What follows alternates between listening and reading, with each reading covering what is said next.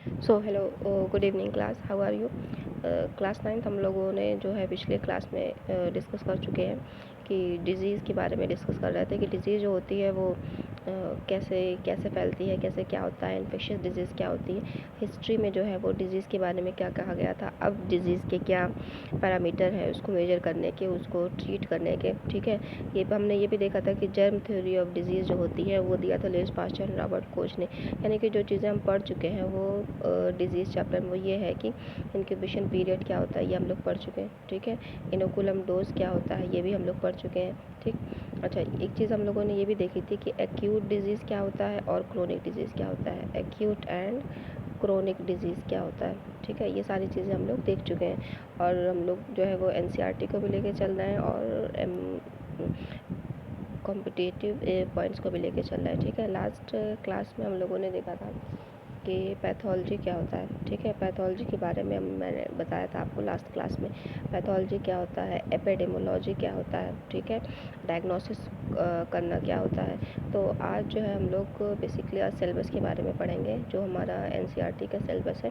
तो इसमें एक टॉपिक दिया हुआ है आपका जो है एंटीबायोटिक। ठीक है, एंटीबायोटिक क्या होता है और फर्स्ट एंटीबायोटिक कौन सा था, ये सारी चीज़ें जो है वो डिस्कस करेंगे। So let's study. एंटीबायोटिक जानने से पहले पहले ये देख लेते हैं कि सपोज दैट ये बैक्टीरिया है कोई। ठीक है, इसके अंदर न्यूक्लियस ही अपना काम कर रहा है, इसके चारों तरफ जो होती है ये सेल वॉल होती है। ठीक है, तो ये जो सेल वॉल है ना, बैक्टीरिया को प्रोटेक्शन का काम करती है। ठीक है, सेल वॉल की वजह से जो है ये प्रोटेक्टेड रहता है बैक्टीरिया, क्योंकि सेल वॉल जो होती है रिजिड होती है, सॉलिड होती है, प्रोटेक्शन प्रोवाइड करती है।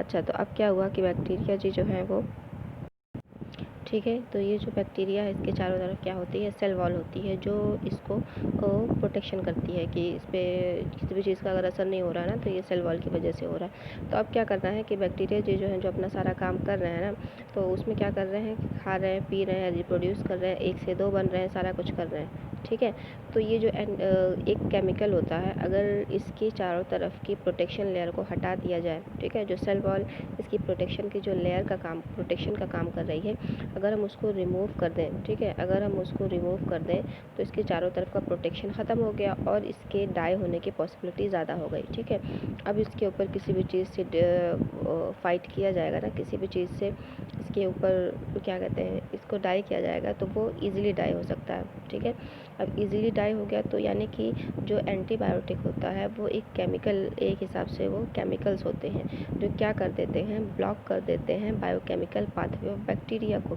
अच्छा, बायोकेमिकल पाथवे क्या होता है, तो बायोकेमिकल पाथवे का मतलब क्या होगा कि अपना खाना खाना, उसको डाइजेस्ट कराना, डाइजेस्शन कराने के बाद उसको रिमूव कराना, फिर ये रिप्रोड्यूस कराना, ये सारी चीज़ें जो होती हैं बायोकेमिकल पाथवे का काम करती हैं।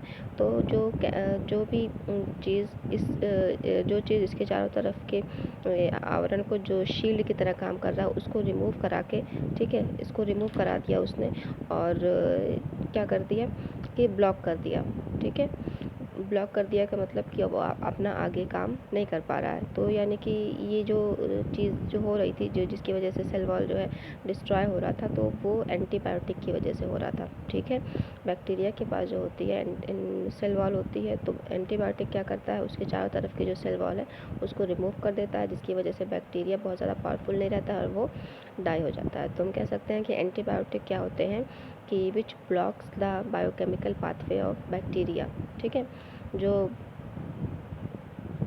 तो एंटीबायोटिक क्या होते हैं, सेल वॉल जिससे फॉर्म होती है उसको ब्लॉक कर देते हैं और बैक्टीरिया जो है वो इजीली डाई हो जाता है। ठीक है, बाकी नेक्स्ट टॉपिक आपका इसमें है कि why antibiotic does not affect the viral infection. ठीक है, क्योंकि जो बैक्टीरिया का लाइफ प्रोसेस है और जो वायरस, ये सपोज बैक्टीरिया ये वायरस है, तो इनकी जो लाइफ प्रोसेस है, इनका खाने पीने का तरीका, इनका उठने बैठने का तरीका, इनका डिजीज़ फैलाने का तरीका, इनका रहने का तरीका जो है वो अलग है, इनकी लाइफ प्रोसेस अलग है और वायरस की जो है लाइफ प्रोसेस अलग है। वायरस जो है वो नॉन लिविंग है, जब तक ये किसी के कांटेक्ट में नहीं आएगा तब तक ये अपना काम नहीं कर सकता है।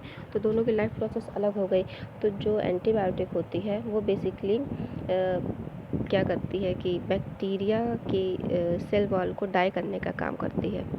ठीक है, बैक्टीरिया के सेल वॉल का डाई करने का काम जो है वो एंटीबायोटिक का होता है। तो एंटीबायोटिक सिर्फ और सिर्फ सेल वॉल को डाई करती है, इसीलिए जब हम खाते हैं एंटीबायोटिक तो हमको नुकसान कुछ भी नहीं होता है। क्यों? क्योंकि हम जो है वो हमारे पास सेल वॉल तो है नहीं, तो इस वजह से बैक्टीरिया डाई हो जाता है इसलिए। लेकिन वायरस के लिए एंटीबायोटिक, वायरल इन्फेक्शन के लिए एंटीबायोटिक इसलिए यूज़फुल नहीं है कि वायरस के चारों तरफ सेल वॉल का शील्ड तो होती नहीं है, तो डाई क्या होगा? कुछ भी नहीं डाई होगा। इसी वजह से एंटीबायोटिक सिर्फ और सिर्फ बैक्टीरियल इन्फेक्शन के लिए दिया जाता है, ठीक है।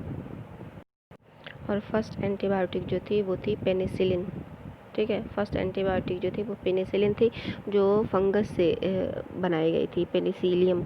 और इसके डिस्कवरर कौन थे? Alexander Fleming. इन्होंने सबसे पहले पेनिसिलिन की डिस्कवर की थी, जो कि क्या होती है? एंटीबायोटिक होती है। तो सारी चीज़ें आपके PDF में गिवन है, वहाँ से आप इजीली नोट डाउन कर सकते हैं, ठीक है।